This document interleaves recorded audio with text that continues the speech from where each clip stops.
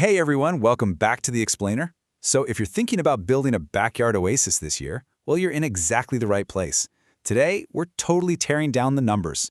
We're going to reveal exactly why building that dream pool so often comes with a hidden and honestly, sometimes nightmare-inducing price tag. I am so excited to guide you through this, because understanding these costs up front, it's absolutely the best way to protect both your budget and, trust me, your sanity. Okay, picture this. You've called a pool builder, they've surveyed your yard, and they hand you a quote for $80,000. Honestly, for an in-ground pool, that kind of feels pretty reasonable, right?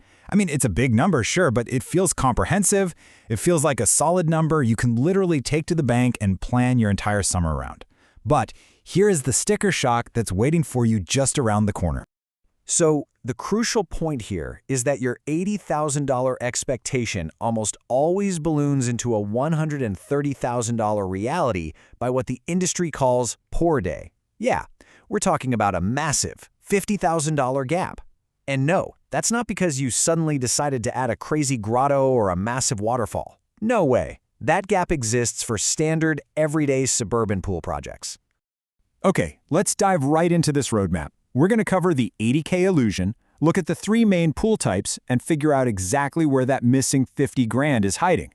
Then, we'll go over 3 questions you absolutely must ask, the 2026 market reality, and finally, how to be your own general contractor. All right, Section 1, the $80,000 pool illusion, expectation versus reality. So the gap between your initial quote and your final cost? It's rarely a trick. It's really just a symptom of a super fragmented industry. You see, when you get a quote for $80,000, you're typically getting a pool shell quote that literally just pays for the hole in the ground, the shell itself, and the immediate plumbing. And that's it. But what you're actually envisioning in your head is a finished backyard, right? A usable, legally compliant oasis. The problem is, a pool builder's scope of work usually stops right at the water's edge. To get the rest of that backyard, you're going to need multiple separate trades. Which brings us to Section 2, the 3 in-ground pool types and establishing the baseline. Before we go hunting for those hidden costs, we really need to understand the foundational options, because your material choices create the widest cost variations right out of the gate. First up, we've got vinyl liner pools. These are going to be your most budget-friendly up front, ranging from around $65,000 to $90,000 nationally. But keep in mind, you're going to need to drop $4,000 to $7,000 every 7 to 10 years just to replace that liner. Next is fiberglass, sitting somewhere between $75,000 and $120,000. Since they literally drop in as a single shell, you are kind of limited to predetermined shapes. And finally, gunite or concrete. This gives you total customization and maximum durability, but it comes with the heaviest price tag. We're talking $90,000 to well over $150 grand. Now, what's really interesting about this is how those material choices drastically impact your actual timeline to swim. If you're in a rush to get in the water, fiberglass is absolutely your best bet. It takes only 3 to 6 weeks.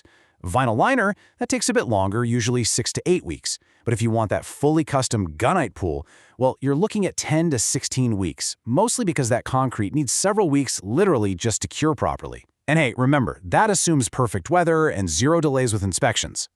Okay, so when we break down that baseline quote, labor carries a massive financial weight, accounting for 25 to 30% of the total cost.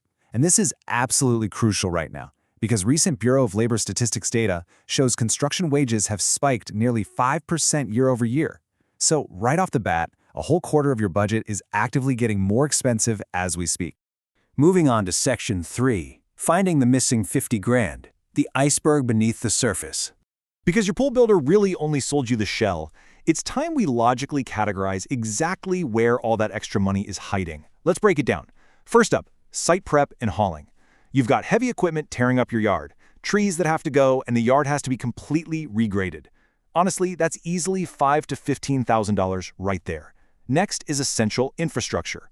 Your pool pumps need high-voltage electrical hookups, right? Heaters need gas lines. Trenching those lines all the way across your yard is going to run you $7,000 to $12,000. Finally, decking and fencing. Look, you are legally required to have a safety fence with self-latching gates, plus you need a non-slip patio surface.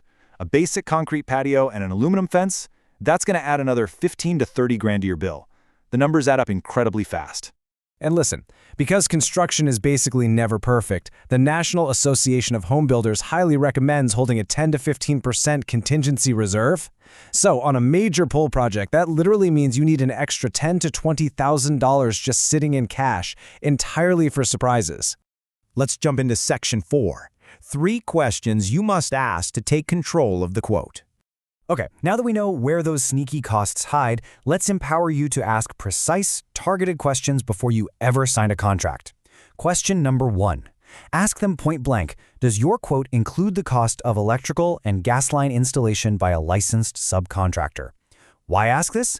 Because pool builders almost never handle this in-house. Your pumps, those fancy LED lights, your heater, they all require dedicated high-voltage circuits. A massive green flag response from a contractor is going to sound a little something like this. They'll tell you straight up, no, but we partner with a licensed electrician. Their estimate for this project is approximately $9,000. That kind of transparency, it's exactly what you want. It protects your master budget. All right, question number 2. What is the allowance for decking and what does it cover per square foot? Guys, this is a notorious trap. An ambiguous decking allowance in a contract might legally only cover a tiny 3-foot concrete border around the water. And let's be real, you can't even fit a lounge chair on a 3-foot border, which means you don't actually have a usable patio. An ideal builder will establish exact square footage to totally prevent this scenario. They'll say, our price includes 400 square feet of brushed concrete decking. Pavers would be an additional $25 to $40 per square foot. Having exact square footage and material parameters like this means no ambiguity, and no ambiguity means no massive overages. And here's question number 3. Is the cost of hauling away all excavated soil included in this price? Just to put this into perspective, an average pool excavation yields 80 to 120 cubic yards of dirt. It is a literal mountain of dirt. If hauling isn't specifically written into your contract, you could easily wake up to a surprise $3,000 to $5,000 bill just to get that dirt mountain out of your driveway. The answer you absolutely want to hear here is a simple, yes, our price covers hauling all dirt off-site. We do not leave any mounds for you to deal with. Getting that green flag answer in writing protects your landscaping, and, for sure, it protects your wallet from a major hidden fee. That brings us to Section 5, the 2026 market reality and why costs have shifted. Look, the actual math of pool installation has fundamentally changed over the last couple of years. There are just massive pressures driving prices up right now. We already mentioned that tight labor markets pushed construction wages up nearly 5%. But on top of that, concrete and steel rebar, the absolute core of gun-eye pools, are sitting 15 to 20% higher than pre-2022 levels. Financing is way tougher too. HELOCs and pool loans are noticeably more expensive. Plus, strict new international swimming pool and spa code safety regulations mean you have mandatory anti-entrapment drains and specific fencing adding up to $3,000. Oh, and if you're wanting a saltwater pool, well, expect to pay an extra $1,500 to $3,000 up front just for the generator, though actually, to be fair, it will save you money on chemicals down the road. And finally, Section 6. Be your own general contractor. The ultimate mindset shift. This brings us to the core lesson of today's explainer. I want to completely change how you approach this project before you even make a single phone call. Do not fall into the wrong mindset of just buying a pool shell. The right mindset is realizing you're managing a full-blown backyard project. Even if you hire a pool builder, your job as the homeowner is to define the full scope of the project. From demolition on day 1 to the final landscaping plants, you need to ensure every single trade has a dedicated line item in your master budget. Remember that $80,000 quote? It's just one line item. The real number is the sum of the whole shebang. So what does this all mean? I want to leave you with this provocative final thought. Are you prepared to manage a $130,000 construction site, or are you just trying to buy a pool? Challenge yourself to take ownership of that master budget, ask the hard questions, and build the backyard oasis you truly want, completely free of those financial surprises. Thanks so much for joining me on this explainer, and I'll catch you next time.